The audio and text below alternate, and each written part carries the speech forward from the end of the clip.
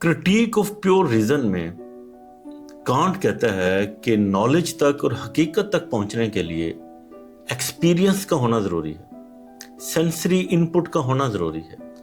इसके बगैर आप नॉलेज तक नहीं पहुंच सकते। तो कांट एम्पिरिसिस्ट जो ग्रुप है उसकी ये बात मानता है कि एक सेंसरी इनपुट दिमाग के अंदर वो जाना ज़रूरी है। लेकिन अब वो ये कहता है कि ये जो हमारे दिमाग के अंदर डाटा जा रहा है हमारे 5 सेंसेस के ज़रिए, ये असल में हकीकत नहीं है। हमारा दिमाग कोई मिरर नहीं है, कोई आईना नहीं है कि जो चीज़ जाती है हूबहू हमें वैसे दिखा देता है। ये पैसिव नहीं है, बल्कि ये एक्टिवली उस इंफॉर्मेशन को कंस्ट्रक्ट करता है और हमें एक रियलिटी बना के पेश करता है। यानी उसका कहना यह है कि हमारा दिमाग इस इनपुट को यूज करके एक अलग रियलिटी क्रिएट करता है, एक्टिवली क्रिएट करता है। क्योंकि हमारा दिमाग के अंदर स्पेस एंड टाइम है, हम चीजों को स्पेस एंड टाइम के अंदर देखते हैं, और स्पेस एंड टाइम एक्सटर्नल नहीं है बल्कि हमारे दिमाग के अंदर है।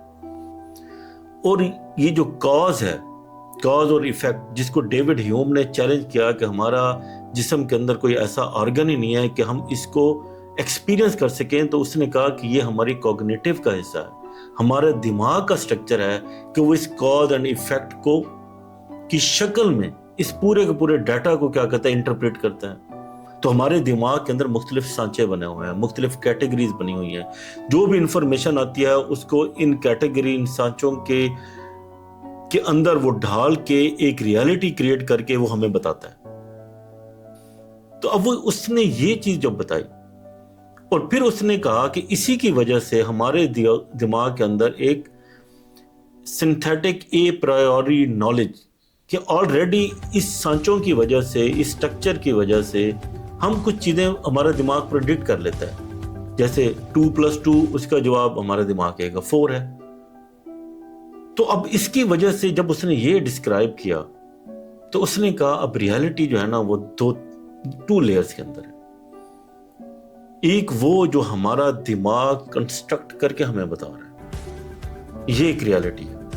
और ये रियलिटी असल में हमारा दिमाग जो सेंसरी इनपुट आ रही है उस चीज की, उस वाक्य की, वो दिमाग जब रिकंस्ट्रक्ट करके उसे बता रहा है तो इसे कहते हैं फिनोमिना। और फिनोमिना वो है वो रियलिटी जो हमारा दिमाग क्रिएट कर रहा है एक्टिवली, इंफॉर्मेशन को प्रोसेस करके अपने स्ट्रक्चर्स के मुताबिक, टाइम, स्पेस, लॉज। और एक वो चीज है जो खुद बताते खुद वो चीज है, उसे वो कहता है नोमिना। वो कहता है हम इसे नहीं पहचान सकते, ये हमारी सोचने समझने की सलाहियत से ही पार है। तो अब हकीकत की 2 लेयर्स होंगी, एक वो जो हमारा दिमाग क्रिएट कर रहा है और एक वो जो खुद है, नोमिना, द थिंग इन इटसेल्फ। तो हम कहते हैं हम उस तक नहीं पहुंच सकते। क्यों हमारा दिमाग का स्ट्रक्चर इस तरह का है कि वो एक्टिवली क्रिएट करता है, असल चीज को हम सोच नहीं सकते। अब ये चीज जो ब्लैक नजर आ रही है, तो ये ब्लैक मेरा दिमाग मुझे बता रहा है ये ब्लैक है, असल में ये ब्लैक है मुझे नहीं पता। थिंग इन इटसेल्फ वाकई ब्लैक है मुझे नहीं पता, क्योंकि मेरे दिमाग ने तो इसे कंस्ट्रक्ट ब्लैक किया है। क्या वाकई ये ब्लैक है?